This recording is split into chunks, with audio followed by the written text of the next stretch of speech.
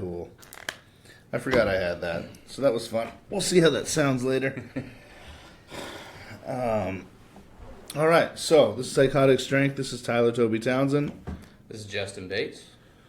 Looks like we're going to be doing a few of these together for a little bit. Yeah. Keep inviting people, and they show up sometimes. But sometimes. Most of the time they don't. I am here. We're fancy today. I have tea. I have water. I had coffee. Yeah, so. I haven't ate anything, so it might be a little jittery. That Mm. might be why I dropped my phone a second ago. It's possible. That's horny as hell. We'll do Yeah. it. There's always cool shit around my office. Like free everything. Pens and fucking markers. I And... found this pencil on the ground. That's hot. Keep that. I like spinning pencils. I've never been able to do that. Really? You know what I can do, though? Like a chef knife? You can spin the fuck out of that straight. So, like, I can hold it here, and I go flick, and it just spins in my fucking hand. I'd have to show you. I always used to, I can't really do it with this, it's not long enough, but just like one rotation. Oh, yeah. Not like that. Yeah, I used to do it with, like a remote. Mm-hmm. Like, I'd be sitting there watching TV. Yeah, like And that. then we can That's do the other way. basically Do you know how to, like, I can spin bottles. Do you know how to spin a bottle the other way like a bartender? I understand the concept. Oh, you don't. I think you do. Okay. So you spin this way in your hand, right? But with a bottle, like a you flick with the have to hand? flip it around your fingers. Really? Yeah. So I don't know if I can. Yeah. Okay. Because it won't go that way. Your thumb's in the way. It shoots Oh. it up and makes it do that. So you have Okay. to like, yeah. See, I'm probably honestly more competent with taking an axe and tossing it in the air and letting it do a couple rotations and then catching it. So I was like in the backyard throwing shit at boards or whatever, and so you just like flip it and then it'd be like, okay, how many flips can I do before I catch it? And it's like, if I'm not going to catch it, you just jump backwards. So I love that safe. shit. I cooked for so long that the knives I fucked with were like $300-400 a piece. Yikes. So I'm not trying to tip that. I would say I'm talking like a $40. It's the SOG Fast Hawk, which is probably like $40. Hell yeah. I have it in storage somewhere. Well, I It's a mean, good you little took throwing that one tomahawk. axe with us to shooting that one time. Yeah, that did not stay together well. Did you fix it yet? No. Okay. No, I didn't. I think there's supposed to be a screw for the back of the axe head, which doesn't make any sense to me. Usually when you see somebody installing an axe head, that is not how it's done. Yeah. You actually flip the axe upside down with it through the shaft, and then you hammer on the back of the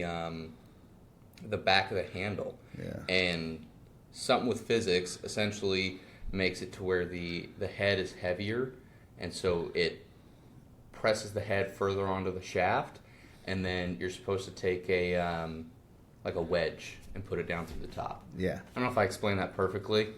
It sounded super horny. Yeah, a little. I noticed that. Yeah. The head with the shaft.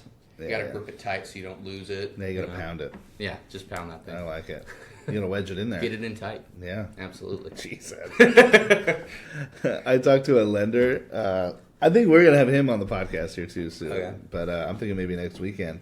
I'd like to get back to doing these every week because they're a lot of fun and people get a kick out of them. But he listened to our last episode and he's like, God damn. And I'm like, yeah, bro. That's how this goes, dude. Like, Yeah.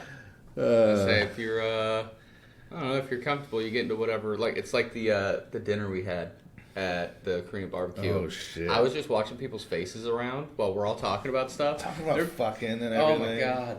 Just there was so much stuff where you just see somebody. What the fuck was just said over there? Are they talking about feet? Like They're talking about feet or more. We won't use names, Yeah. right? But what's her face was like talking about. Well, wait, like, so can everybody squirt? And we're like, yeah, you can. You know, it's like the percentage of women who can't squirt is actually lower, like very, very low, like in the 10%, like that low of people who just physically can't do it. You just got to learn how. And then we're talking to her, and she's like, "Oh, wait, so like, she's like, I've had to almost pee before, and I had to hold that in." Mm-hmm. And the other chick that was there, I don't know why we're not. That's okay. But she was like, "You just got to let that go, Yeah. right? Just fucking blow it out." But yeah. I like squirt. Yeah. It tastes fantastic. I like the visual that you've done what you were trying to do. Job well done. Yeah, exactly. It's like if you're doing laundry afterwards, it was a good day. Yeah. Yeah. Well, I get frustrated that women, like for a long time, squirting wasn't a thing, right? For me. So I didn't know, like, When a dude comes, he comes. Mm-hmm. Bam. Done. But when women come, sometimes I'm looking at them like, you sure? So I've definitely had that until we got to that point where it was more consistent. Because basically every time at this point, it's squirting. That's how I know. Oh. But otherwise, there will be a couple times where she's like, no, I did. And I'm like, did you? Yeah. Like, really? Especially because I'm used to the squirting now. Yeah. So now it's like, I don't know. Well, there are different types of orgasms as well, especially for a woman. But different for a man, too. But yeah. That screenshot cheat code thing was fucking hilarious. Dude, that was funny. I mean, chicks need to, like, chill the fuck out. And it really is. I like that she was talking about that men lack the confidence to have a woman do some shit like that. Where she was talking about, what was it? She had finger in the dude's ass, mouth on her balls. Yeah. And then stroking the shaft. Yeah. That's how you milk a dude. And the dude's like, that would make my body screenshot. Yeah. That's exactly what would happen. Oh, goodness. Now, the hard part would be getting those two orgasms to sync. You do that, I've almost thrown up. Yeah. Yeah. That sounds like that would be wild. It's intense as fuck. I mean, you got to have a prostate orgasm is fucking wonderful. I got to say, well, I don't know if it's just because I have them so much less that I enjoy them more. Maybe. But, like, yeah, they're pretty fantastic. I could see that being part of why it's, like, a lot more intense, especially if you've been just coming the normal way. And then, like, 10 years later, somebody's like, let me shove something up there and just hit a fun button for you, see what happens. Yeah, you got to know where that fun button's at, though. Well, yeah. Well, the hard thing is most of the time it's women, right, who are putting their finger in there. It's like, can you clip your nails for a minute? You know, like, maybe not some freshly clipped nails either. That shit sounds Sand them down a little bit. Yeah. Yeah, that's fair. I've had a full nail in there, just like wiggling up and down, and I'm like, just leave it in there, sweetheart. It feels wonderful. Just leave it. Like, don't move. When really I'm like, you are tearing up my insides. And not in the way we like. Yeah, not in a good way. Not in a good way. But it's all right.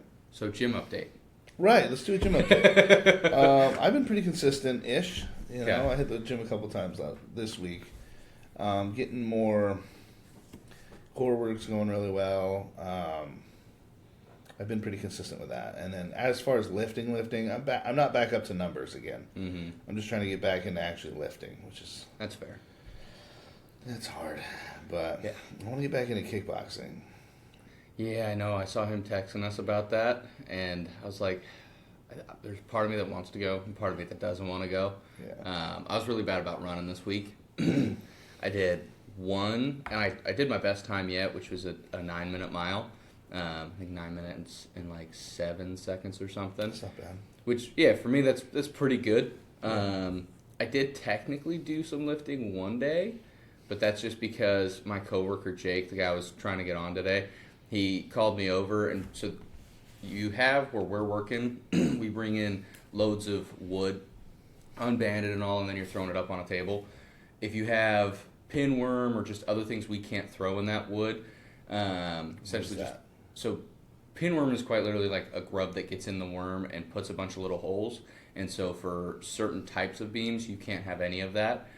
Industrial, you can have that. Architectural, you can't. And then grub worm, we just cut those boards up and throw them away. It destroys the entire structural integrity of it. And then you have like wane, which is the outside of the log essentially. So where the bark is, you're seeing that cut into the board because it's not like a full board. And unless we're planing enough, we can't use that. So all of that stuff will get stacked on the back wall, and it goes from 12-inch boards to 4-inch boards. So it's not even at all. And over a week, if we haven't been able to, most of the time we can't keep up with it, it becomes this uneven mass of wood that is taller than I am. If you step on the wrong thing, all of it is sliding down. So we have to eventually clean all that up. And so you just kind of like, you find the board, and then you make it all fall, and then you start pulling out and like making just essentially loads of the right type of wood, band them up, take them out, go to the next one. And you're trying to get all of that kind of wood onto one as much as you can, so you're not adding. So we have a rerun shed that never gets touched. Like wood will be in there for years, and it'll probably never get used because it's shit wood. And so unless we need it and don't have something else, we grab the full unit of something else kind of thing. Yeah. But he needed 12-inch boards, and they were at the bottom of the pile, And he comes over because he knows I've done lifting with you, and I've given him shit for not wanting to lift and just wanting to run. And he goes, "Hey, you do this strong thing. I need these boards." And so it's just like bend down, pick up the board, and just pull it up while there's just like a foot and a half of other wood all stacked and like crisscrossed over. Just rip it up, have a board. I'll go get the next one. So that was my lifting for the week, which is not really lifting, but it was fun for me. Good. Outside of that, it's just been running. Might be able to start doing workouts in the morning again. I've been doing a bunch of different interviews. I actually had 3 this last week. Nice. One of them, well, the dude didn't show up. I was there for an hour because I couldn't remember if I scheduled wrong, if it was 4:30 or 5:30, and I got there a little late actually because it was very informal. I didn't have the right address because he never gave me an address. I was given his direct What's this number. for? It's like Christmas light company. Oh. And then landscaping lights. But I have a buddy who just got hired there. So he talked himself into like a manager position. I don't know how, but he did. So cool for him. That's awesome. But it's a small family-owned business. So the guy gave him his number to give to the people he recommended he hired to just call him directly. So I call the guy directly, leave him a message. He calls me back. We set up an interview time. And there's no like email to confirm it. There's no text. It's just over the phone. I'm gonna come see you tomorrow at 4:30. So it's like maybe he didn't hear me right.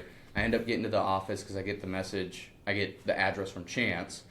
Go there. I'm waiting. Nothing. He never ends up coming out. Turns out he went home early to go take care of his kids, and he just totally spaced it. So he ends up calling me like I called him a second time and left him a message. I was like, "Hey man, it's 5:40. Give me a call. I'm leaving in 5 minutes." Like, I thought maybe I had the time wrong. I don't know.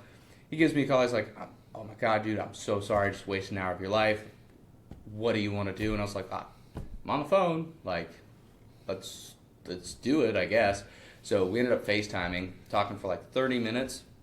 It's the weirdest interview I've ever had. He didn't ask me a single question. I asked him questions. Like, he would talk about the company, and then I would lead us into the next thing I wanted to talk about. He didn't have really, we'd already talked on the phone a little bit, but like, he's talking about, I need you to be comfortable on roofs, we're installing lights and stuff, and so then I go into like what I did in pest control. I'm comfortable on roofs, I gotta work around dormers where squirrels are getting in, I gotta climb up to the top, like he mentioned anchors.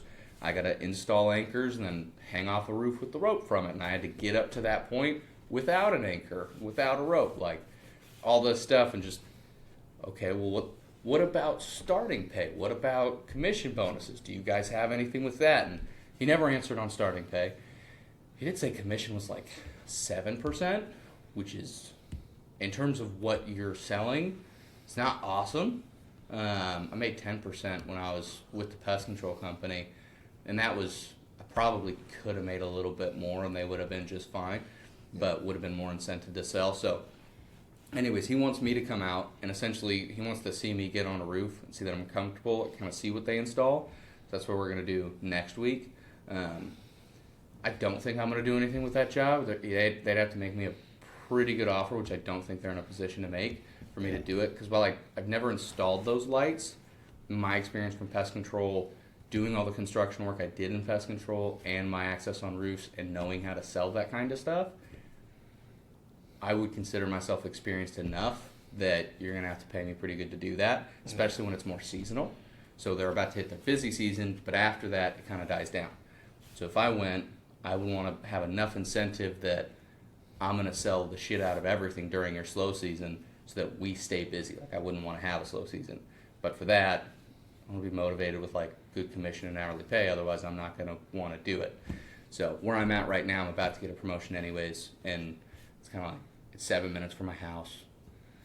Yep. Why would I? So if I stay there, it'd be early as shit in the morning, but I could probably go to hardcore again. So I've never canceled the membership. I still have it. So Nice. I want to do the lifties.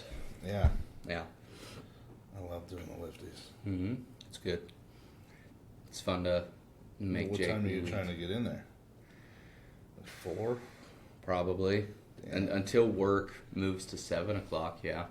Right now we're still at 6 a.m., so I need to be headed back by 5:20, 5:30.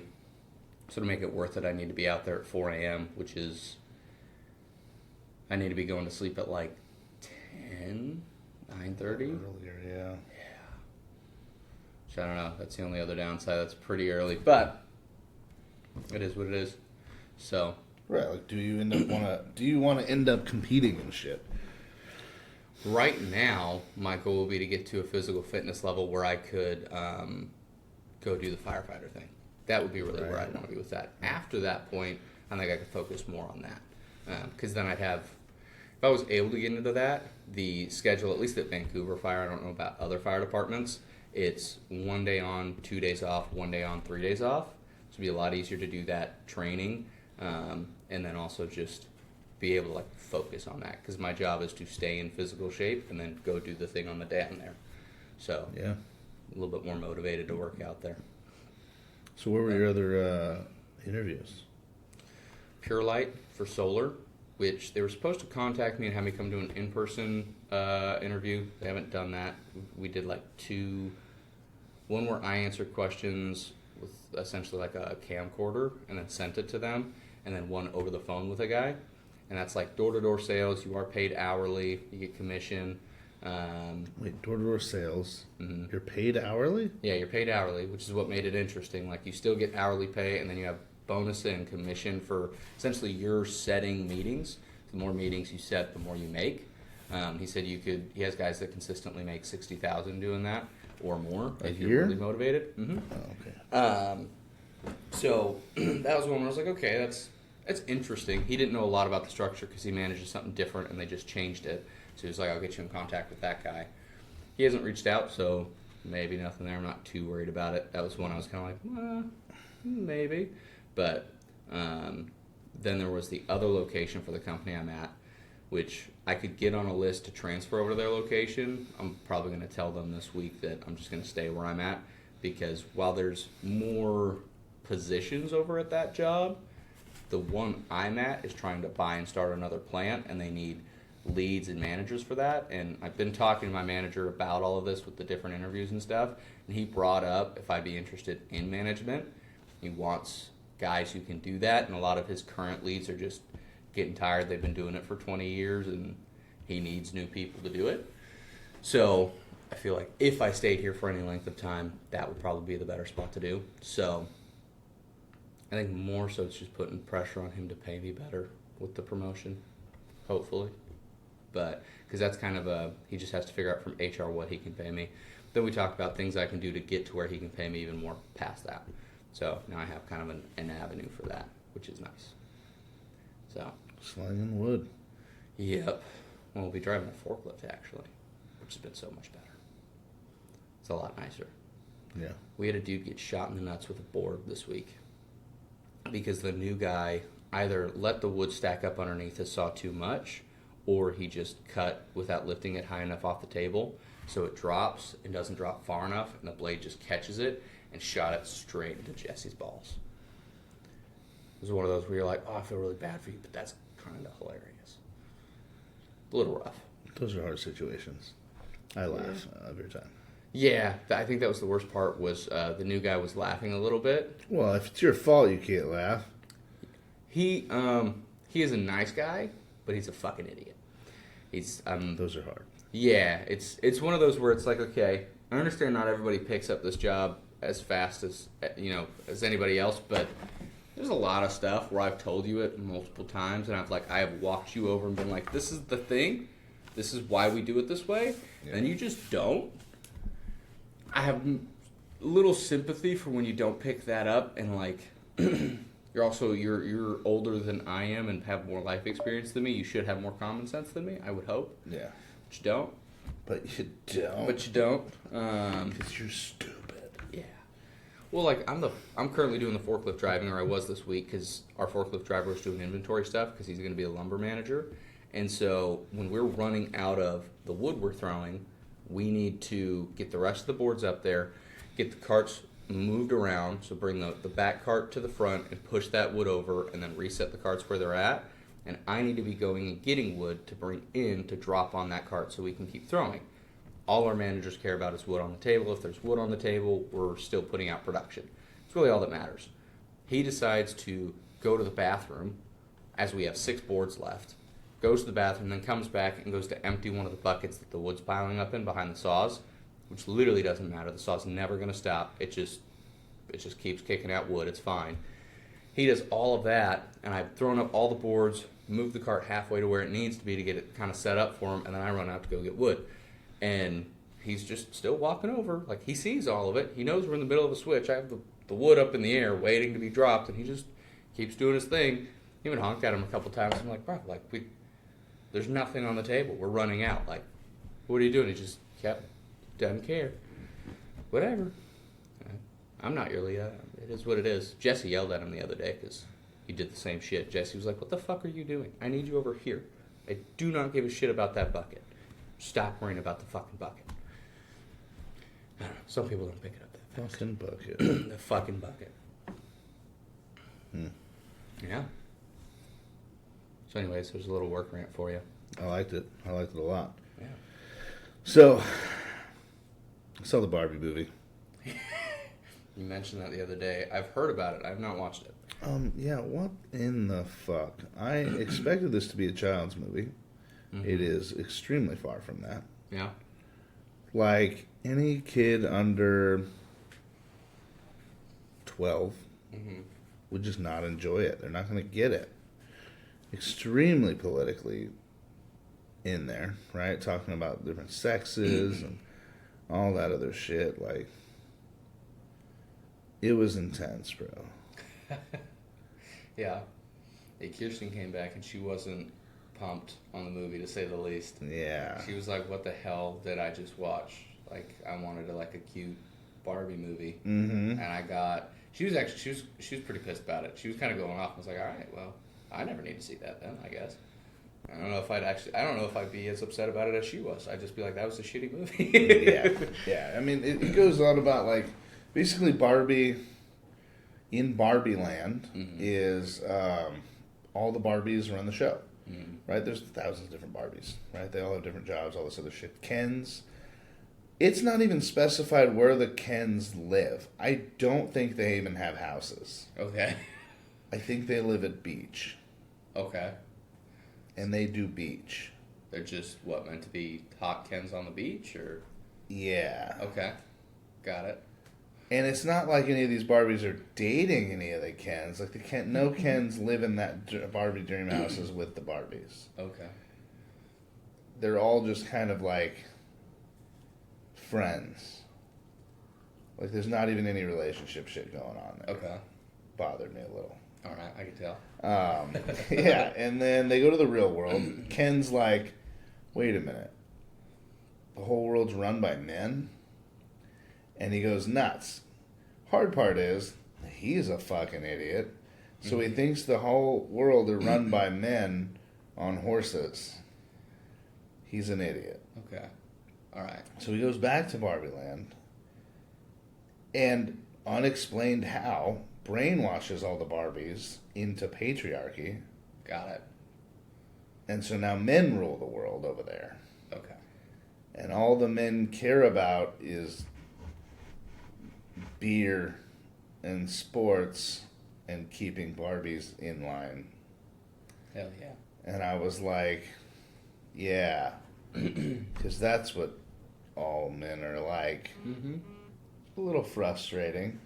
So then the whole rest of the movie is about Barbie getting Barbie Land back. Which is cool, right? I get it. Like, patriarchy, especially run like that, that's some bullshit. Yeah. But then, like, the way they do it, bro, is fucked. Like, they're just like, okay, here's what we're going to do. We're going to unbrainwash each Barbie. Cool, yeah, that's not tight. I get it. Because they're all just like, we just love Ken and we'll do anything that Ken says, and like, we're just here to be Ken's arm candy. Oh. Not cool. Yeah, not great. Don't appreciate it. No one, like, I'm sure there are men that want women like that, but that's not how women should be treated. I'm right there. Yeah. I get that. Be not a so real they man. Unbrainwash each one by explaining what real womanhood is. Which is like, she goes off on just like, you're supposed to be beautiful, but not too beautiful to make other women just like going off. Which I get. Like I get that those are all issues that women are probably dealing with. I get that shit. That's how you're unbrainwashing them. You're basically like feminism, shoving that in these girls' faces, which is then unbrainwashing them. Then they manipulate all the Kens. Okay. I'm talking like this is some fucked up shit. They take them all to the beach, and all Ken wants to do is play music for them and just have some attention paid to him. It's what he wants. Mm-hmm. It's all he's ever wanted. All the Kens, right? Was for Barbie to pay attention to him. Okay. And so he's singing this song. I can't even remember which one it was, but it was like such a misogynistic shit song. Of course. And the way they actually do it is like Barbie gets a text, and it's from another Ken. And she's like, oh, hold on, Ken. I'm going to go listen to this Ken. They're all singing the same song. Okay. But so she goes over to the other Ken and it's just like, wow, I love how you're singing that song, blah, blah, blah. Basically making Ken crazy jealous. So they just pit all the Kens against each other. That's over exactly the same song? what they did. Nice. They put all the Kens against each other, and their theory was, because it was supposed to, everybody was supposed to vote to like change the Barbie constitution. Okay. Right? And make it all like Ken land. And, which he did call his house, instead of a Barbie dream house, it was Ken's Mojo Dojo Casa house. And I was like, fuck yeah, dude. Like, just, That's even awesome. even the girls that were with him, she brought 2 women from the real world. And she's like, that's just so redundant. Why would you say that? He's like, really, it's just fun to say. Mojo Dojo Casa. It literally says Ken's house. Mojo Dojo Casa house. Say Casa's house, right? Casa means house. That's Dojo awesome. means house. Does it really? Yeah. I didn't know so that. like Okay. Casa, like just So, Mojo Dojo. Mojo house. Yeah. Right. But it is fun to say. Even the girls in the background are kind of like, you know, it is kind of fun to say. Which points out the fact that like men are pretty simple. We like fun stuff. Like, so what if it's redundant? It's funny.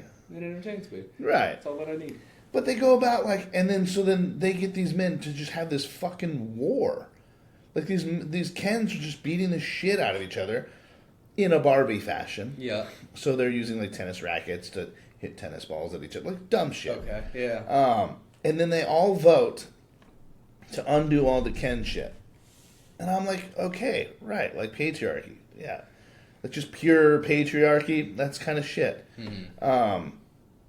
But then they're like, some of the Kens are like, well, we kind of wanted to make a little bit of a difference. Can we have some sort of place in the council or whatever? And they're like, no. You get nothing. If anything, you can have like low-level court jobs. Like the janitor.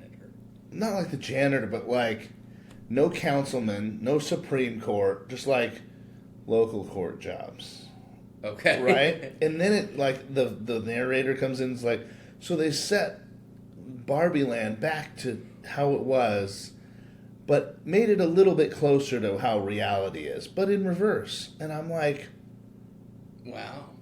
Oh, so I get it. So like there's no woman in any position of power at all in normal humanity. Absolutely. Never could be. And I'm just like, dude, like, fuck. Yeah. Kamala Harris doesn't exist. Right. She's the president. That fucking zombie up there. Jesus Christ. I feel like... That's what they're doing. I don't give a fuck which political side of the thing you are. That poor old man needs a nap and to be fucking put away. So he doesn't know what the hell's going on. He's got no idea. Did you hear his last speech? No. He went up and just started rambling.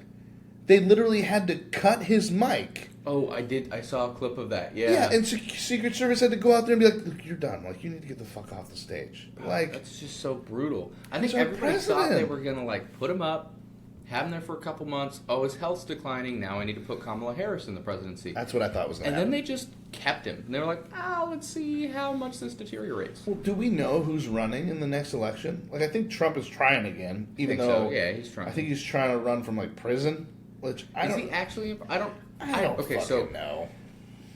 I don't really watch politics that much. Mm-hmm. Like, I have a couple things that I'll check in on to just kind of see what's going on, but that's more so like it comes across my thing. Like, yeah, okay, I'll watch it. I'm not trying to watch it. At my house, there's constantly politics on, though. Like, it was somebody's grandma's birthday, and they were watching a debate. I was like, how is this fun for you? Which is, it's actually pretty interesting to me. My dad never watched the news.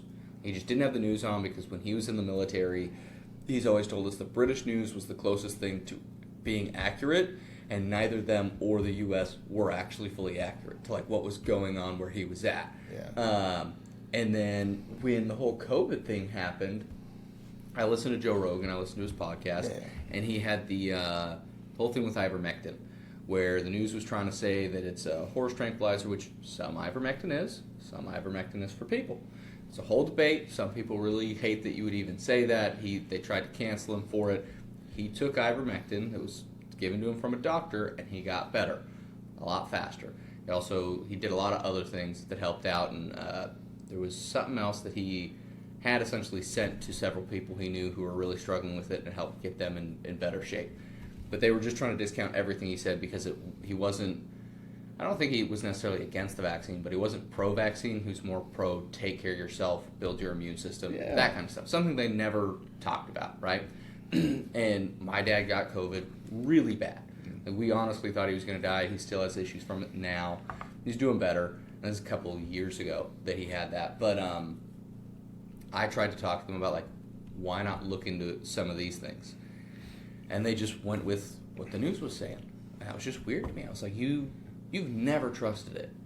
Now that it is what it is, which, like, back when I was little, I feel like it wasn't nearly as bad as it is now. Oh, yeah. So why now are you paying attention to it? I don't understand that. But it is what it is.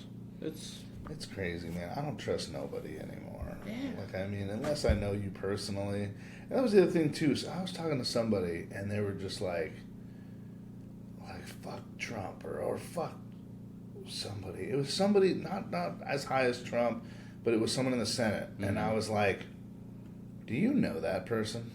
Mm-hmm. And they're like, well, no, obviously not. Then why? Like, why are you even angry at them? Like, they could be a good person just doing what they're supposed to do, which is read that script and sign this bill. Mm-hmm. You don't know that person. Why say fuck that person? I mean, as a whole, humanity, yeah, fuck humanity.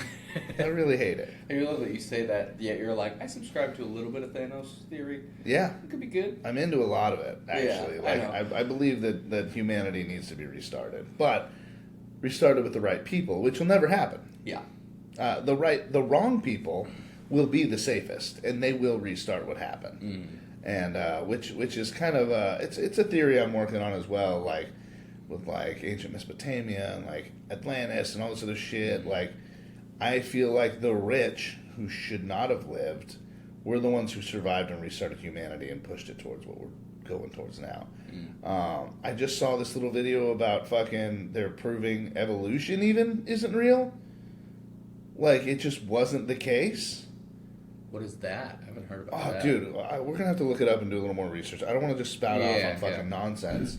But, like, apparently, like, they're proving that, like, monkeys were monkeys and apes were apes. And as everything does evolve, yes, but we didn't evolve that way. Yeah. We were just shittier people. We were the Neanderthals or like whatever. But Neanderthals, like a couple different monkeys. types of humanoids existed. Yeah. And then we just, like, became other things. And they're also, like, talking about, like, what, as far back as we know, those aren't even close to the first humans. No, Like, I mean, nowhere near.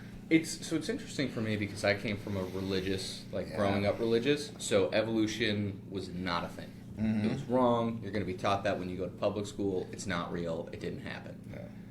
And then I go to public school. At this point, I've told my parents I don't really want to go to church anymore because I feel like I go because you want me to go, and if I ever do that, I want to that connection. It's not a connection I ever felt when I went to church because that's the whole thing. But and then I'm hearing the evolution side of things, and I'm like, none of that shit makes sense either. Like, I get why you're saying it happened. Right, I get the science but behind it. It just doesn't seem right to me. Like, the one thing that's made the most sense to me which I think most people would think is crazy, is the stoned ape theory. Like, that's the only way it makes sense to me that we made it from monkeys. So, I believe it's Terrence McKenna. Are you talking about the mushrooms thing? The mushrooms thing, okay, yes. Yeah. So, monkeys traveling, I think it's like across the planet. Again, this is another thing I need to research better. But back when everything was still connected? I believe so, yeah. So, essentially, as they're traveling, and this is over generations, they would be following where food sources were. Yep. And, again, this is a very short version of it off my limited knowledge, but they'd essentially flip over cow patties and there'd be mushrooms, which is part of how you get psychedelic mushrooms. Right. And they eat those. We know that psychedelic mushrooms boost the nerves in your brain, like it helps regrow nerve endings. Yeah. And so the thought is, over generations of them doing that, eating a bunch of mushrooms, they slowly grew the size of their brain, which there is something talked about in evolution where we had a point where our brains grew whatever percentage. Yeah. So we go from that, we get smarter, we evolve, and now we have humans. That's literally the only way it actually makes sense to me. Otherwise, why the hell would we still have monkeys and have humans? Like, I don't get why there's a separation. They would all evolve. Exactly. Right. But if it's this area that happened over generations, and then other sections of monkeys just deposited and stopped doing that, that would make more sense. Well, so I have a very egotistical view of this shit. Okay. And I don't talk about it a lot because it makes me sound like a fucking prick. Okay. Right? But I do believe that we're still evolving. We're still going through it, which would make fucking sense. Yeah, why would it stop? I feel like there's a certain amount of humans right now, that are on a different level. Okay. And I do feel like there are just a huge percentage right now of the old humans that are fucking stupid. That just don't understand. Like, the new generation of humanoids, the woke, all this other bullshit, I believe they're a part of that new species, but they're not being understood, and they're being corrupted by the old species, right? Okay. So their mind has been altered slightly through evolution and through breeding and through all this other bullshit, where their understanding of certain concepts is different, so they can understand more, right? But the difference is that, I don't know if I'm explaining this correctly, but like, so their ability to be smarter is higher. Okay.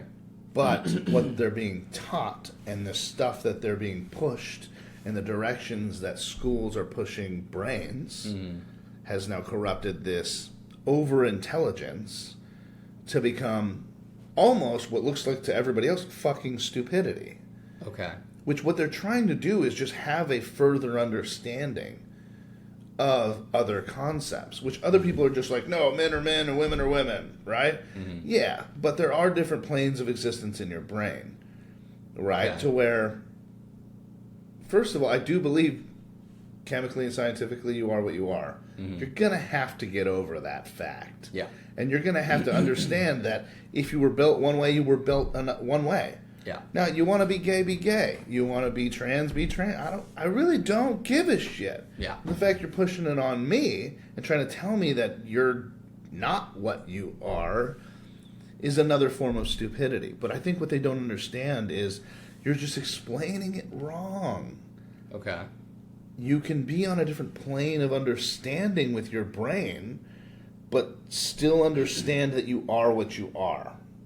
Like, can we find that balance, right? Yeah. And the real reason I even think that I was born without wisdom teeth, right?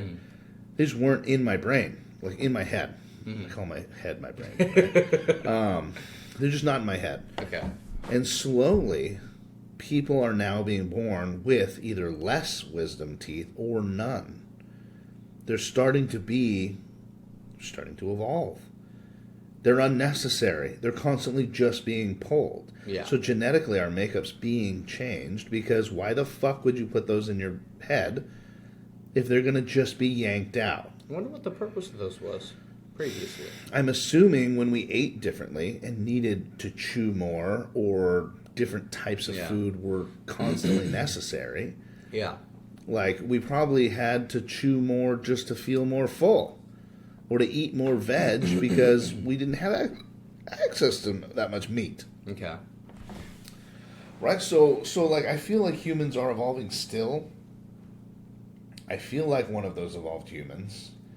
And I feel like humans' understanding of what's coming next is flawed as well. So I heard a theory when I was in high school that in 50 years, which is, they're definitely way the fuck off, right? Mm-hmm. I'm thinking like it'll take about 1,000 to get us there. But humans will be gray. Oh, so this is essentially the theory of aliens are just those humans who didn't stop evolving, yes, and they've left, and they will be coming back, kind of, or might be coming back, but they're watching and seeing what the hell we're doing. Well, so there's like all these theories involved in my brain that are like meshing together to make what I perceive as a possibility. Now, I don't know if you heard of like Post Malone talking about xenon and shit on Mars. Is that the newest episode on Joe Rogan you did? I can't remember if I think it's the newest one where he's talking about. Fully. Well, he talks about xenon is created with nuclear war, as far as we know it here. What is xenon? Xenon is a chemical that is produced from like an atomic explosion. Okay. That is the only way we know of its existence. Yeah. So Mars is covered with it. Right? Covered. The entire fucking planet. Yeah. But we also see that there could have been water there. Vegetation. There could have been shit there. So there's one of my theories is that we did come here from Mars to see if it would work. See if we could inhabit this planet and live here. Well, so we left normal people here. We went back, boom. Shit went down. So we created structures here. We had humans here, all that other shit. The planet was still evolving and breaking and smashing and crashing, right? But we had humans here that were of higher intelligence because of the people from Mars bringing it. Okay. And then fucking atomic war happened over there. And then we're here. But the grave version is like all the species. So black people have tendons in their legs that white people don't have, right? Which is why they're technically faster or whatever. Their pores are denser, which is why it's harder for them to swim. They sink faster. There's a whole bunch of different shit. Do they actually sink faster? Yeah. Okay. It's actually a thing, as far as I'm aware. If it's not a thing, someone can feel free to fucking correct me. I believe I looked it up, and scientifically, their skin makeup is different. Man, all of this is two idiots talking. Right. Yeah. Yes, I'd like that to be... Educate us if we're wrong on something. Absolutely. Otherwise, we're just rambling. I'm always willing to fucking admit I'm wrong. Yeah. Right? Always. Yeah, but at the same I've time, heard of what you're talking about. Well, you gotta understand, too, black people are black because Africa's hot as fuck. The sun... Part of why there's the melanin. Darkened them. Yes. Yeah. That's really it. We're all fucking humans. Like, stop fucking with me. You know what I mean? They're faster because they needed to be. Because they hunted fucking things they needed to hunt and chased for fucking hundreds of miles. That's why humans even existed there and even continue to exist, because we have that ability to chase down something and track it until it's just so tired it dies. And most of us have just lost that. We've lost it because we don't fucking need it anymore. But why wouldn't we breed with them? And why wouldn't we breed with them? Oh. Like I never understood people who were like, white people are white people, black people are black people. Nah, dog, like let's breed that shit. Let's make like the ultimate fucking human. Right? Stop fucking with me that their race is different and this and that. Like, let's take the best shit from all the races and like make a fucking hyperhuman. I think there's kind of a theory of like eventually because we're getting to a point where majority of people, I would hope at least, don't give a shit about that anymore. And at this point, like... Well, I still think it's going to take like 1,000 years. Why I'm saying well, it's going to take time, but like we're all... Slowly it's going to be less like... So I'm Irish, Scottish, Norwegian, and English. Right. I'm white as fuck, basically. As far as I know, there's not really a lot else in there. That's most of it. But all that takes is one branch off. Like say with Kirsten. Right. She's Mexican, German, and I know there's several other like smaller portions in there. She had that. Now we're hitting like a lot of the world. Say my kid marries and has kids with a black lady. Now we're just adding all the... Eventually, everybody's just going to become light-skinned something. Yeah. Like, and what does it matter? As you said, like, have you seen, gives a like, shit? Okay, so look at mixed children. Mm-hmm.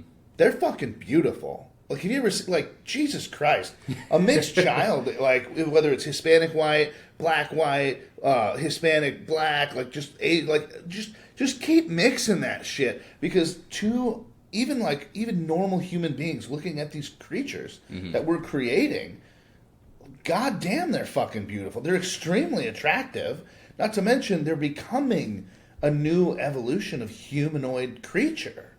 So that is, like, that one of the things you would call like a new evolution? That's what I'm talking about. That is what I'm thinking we're creating. Now, I did Ancestryshit.com on my shit, right? Mm-hmm. There's like Sicilian, there's Bulgarian, there's English, there's Irish, Scottish. Like, there's a whole bunch of that shit that have been put together to create what I am, right? Like, so, like you're saying, like, we just have to, now I added in my children, Salvadorian, which they're like, Incan and fucking Spaniard and like all this other shit from down there. Well, that's more Europe. There's more Hispanic. There's this. Yeah. There's that. Right. So now my children are going to be a whole nother breed of fucking evolved. Right. Yeah. Yeah.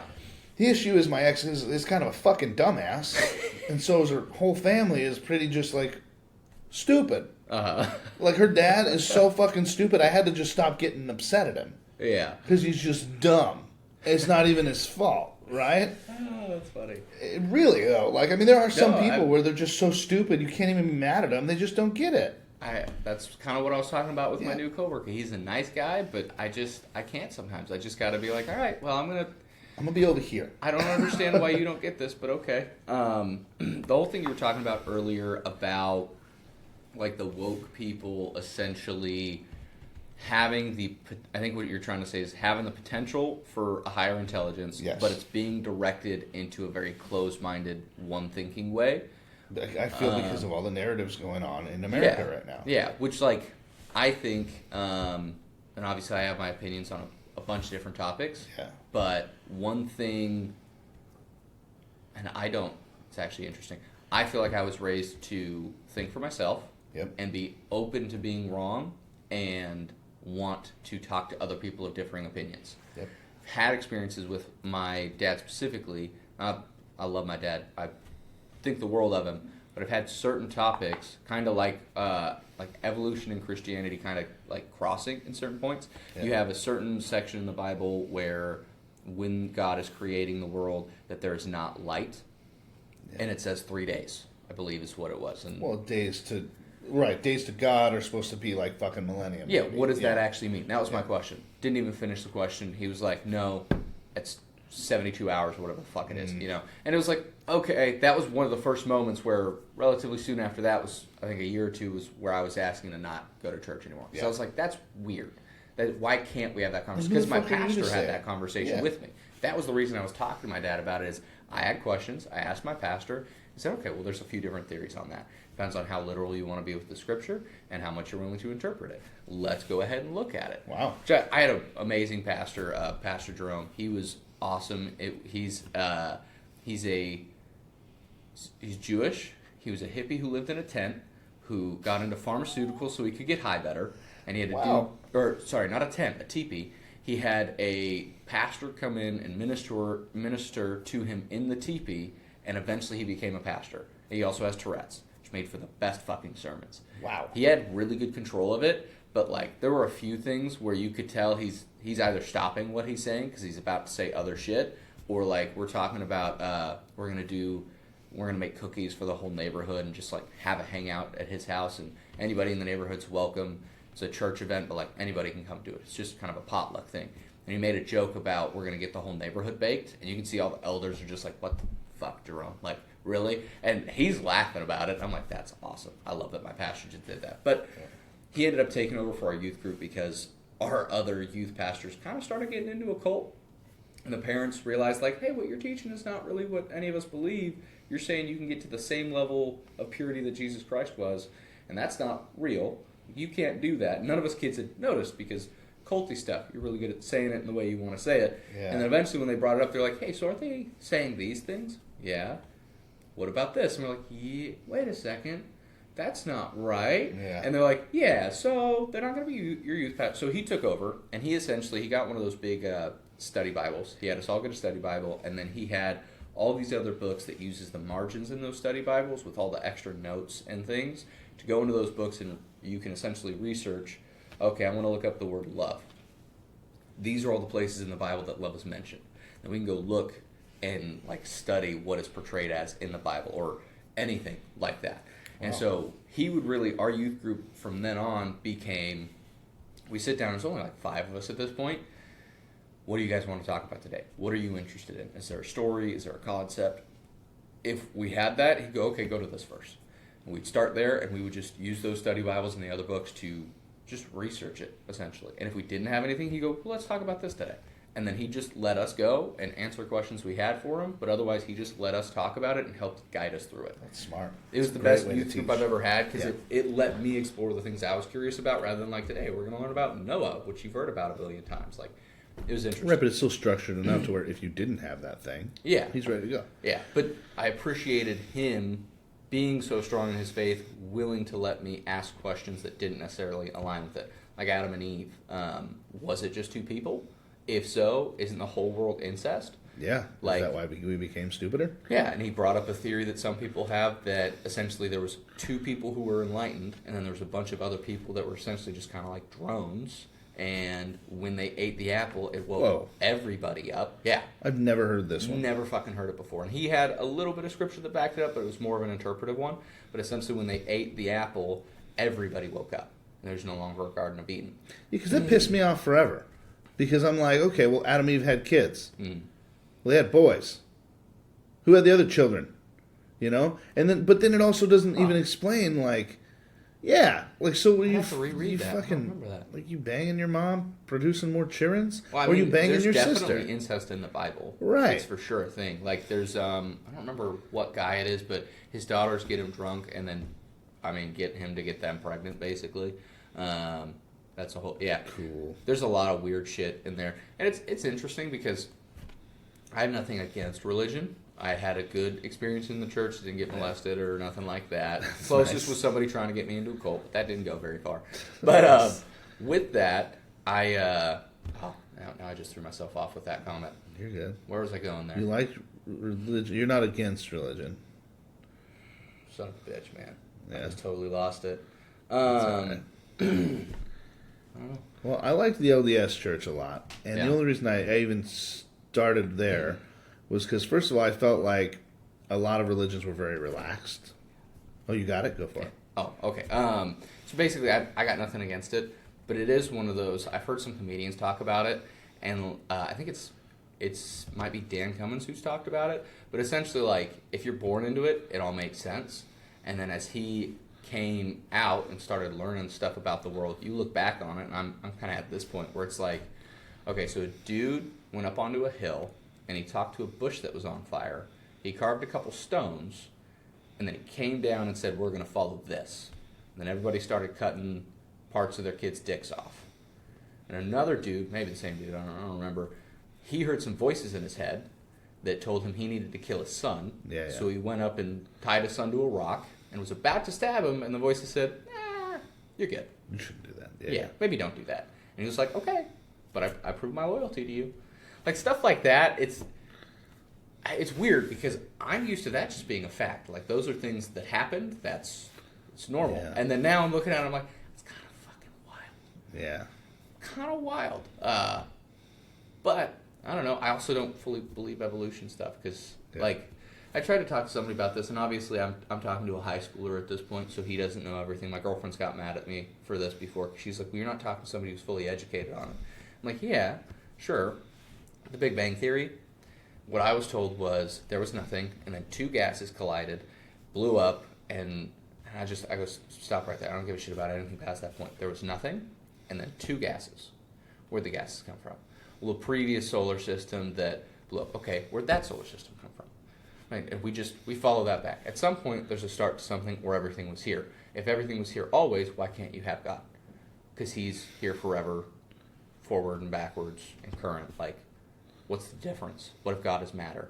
What if God is energy? Which is why I want to try psychedelics, in all reality. Yeah. I'm at a point where I'm like, I like a little bit of science, I like a little bit of the wackadoo magic. Theory that God is water? No. Wow, man. That's interesting. That one hit me hard because it was like, God is water. And I'm like, that's dumb. What are you saying? Just explain, right?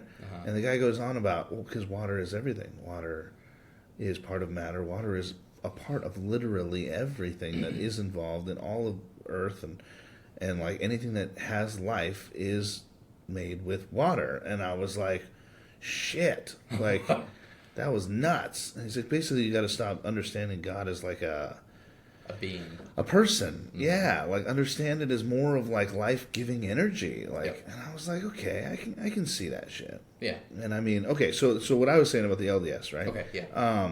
I didn't like the fact that everybody's like, yeah, you can just fuck off and then be like, I believe, and then you're in. Like, yeah, no. Yeah. Anything that's not okay should be not okay. Smoking, drinking, like all this other shit, right? Like those should be rules of things you shouldn't do. Are you going to be able to keep them all? No. No one can fucking do that. But like, you should at least say they're not good for you. You know, like most Catholics, fucking Christians, anybody else is like, yeah, you can drink. It's all good. I feel like that was interpreted because you want to drink.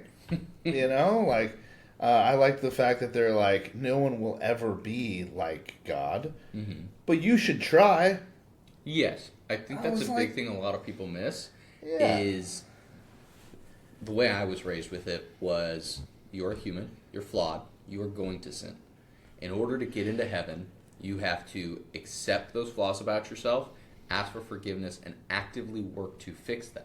Yeah. I don't get to come in and go, hey, I fucked a prostitute and did some heroin this weekend, sorry, and then I'm going to do it again next Tuesday, and I'm going to do that forever, but because I said sorry, I'm always good. I have to be actively trying to get rid of, that's kind of an extreme example, but it could be the same for I'm lying constantly and I steal chapstick. Why that's what you chose.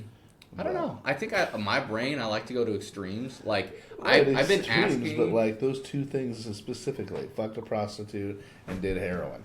Like, I want to know why your brain hit those ones. I think why So, God hung out with prostitutes and drug addicts, stuff like that. All right. Which a lot of people... So this is another thing that bugs me about religion. And specifically, certain sections of my family, not my immediate family, like cousins, aunts, and uncles and stuff... it does apply to my family to some degree. They're better, though. But I was raised with, you're not supposed to judge people. That's God's job. You are supposed to love people and try to bring him closer to God, right? That is what I was raised with. But then I saw a lot of my family not wanting to associate with certain groups of people they deemed like gay people. Yeah. I have a certain section of my family that don't want to associate with that. Even when those people are their kids, they don't know how to handle it, and they don't handle it well.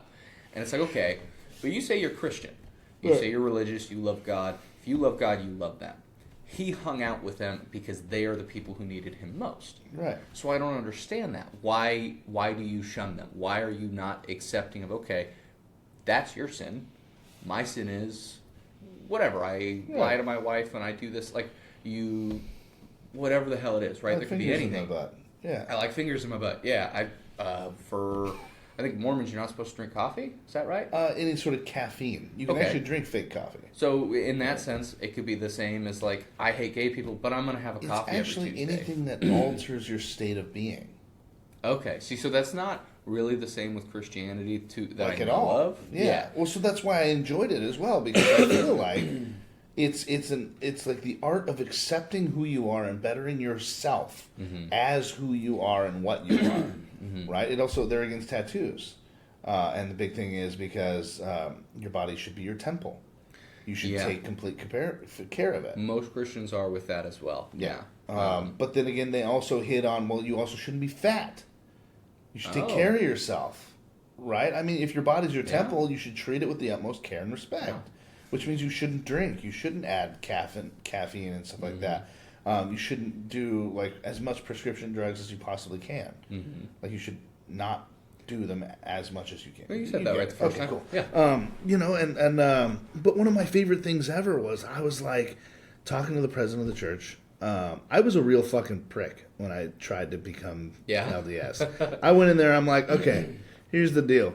I'm going to be selling security systems for 3 months. It's really the first reason I ever left to do security system was because I was trying to get off coke. Okay. I needed to go away. I needed to disappear, and this was in fucking this was far away, and so I was like, I need to go, and I was like, okay, but here, what are the rules? And I'm like, because you say I'm not supposed to jerk off, but like, if I'm on the phone with my wife, can I jerk off? Can I take videos of her now to jerk off with later? Is that porn since it's us? Like, you know what? This guy's bright fucking red, bro, trying to answer these questions, and he's like, okay, I'm gonna stop you right there.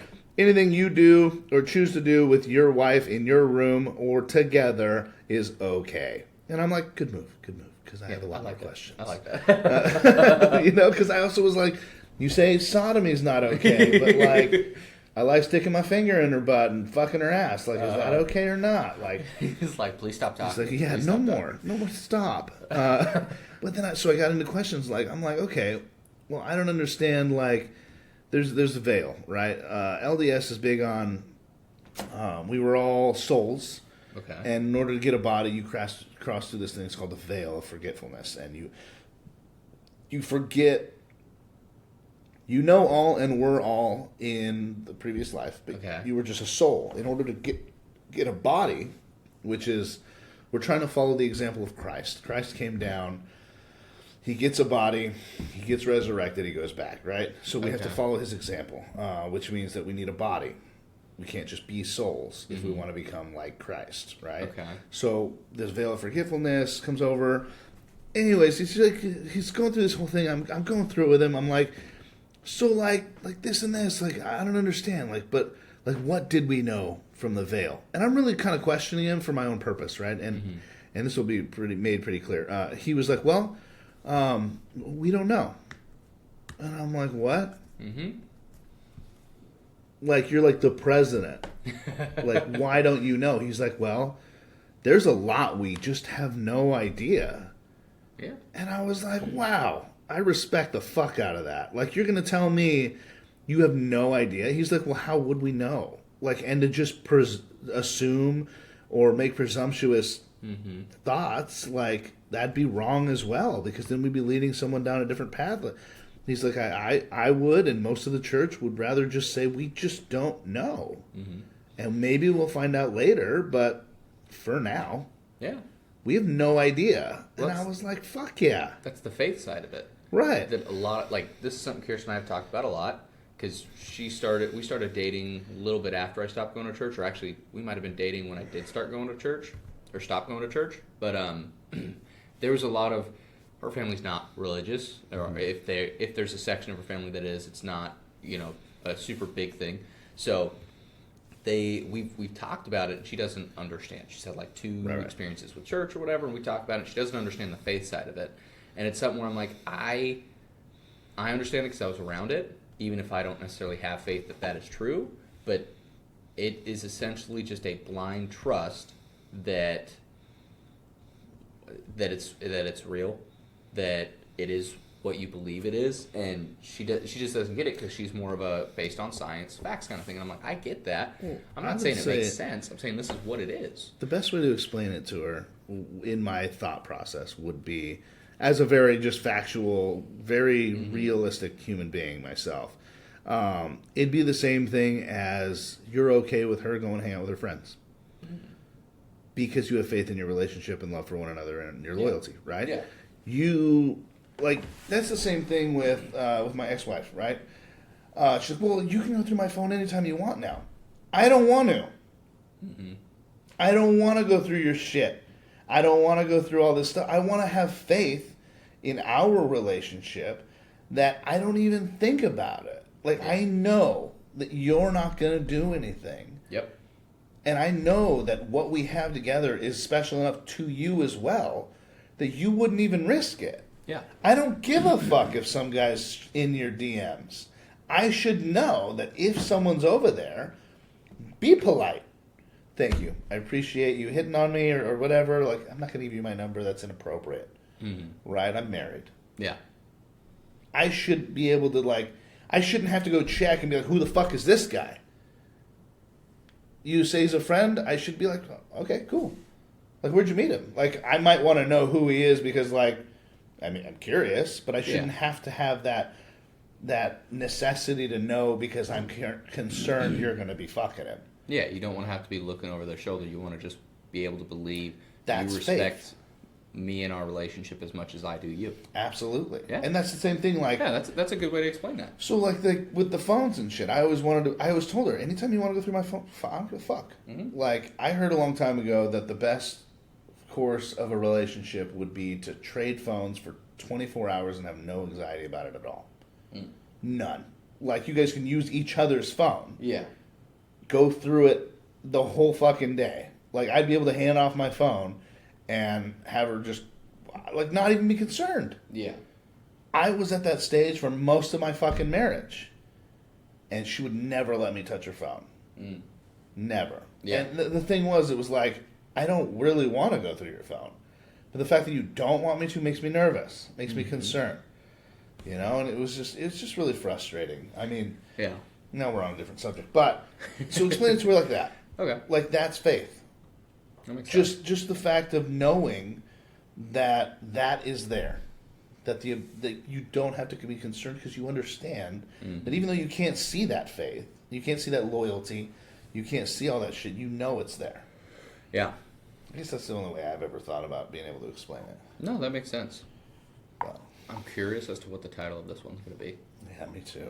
Something like Theorizing Idiots or something like that.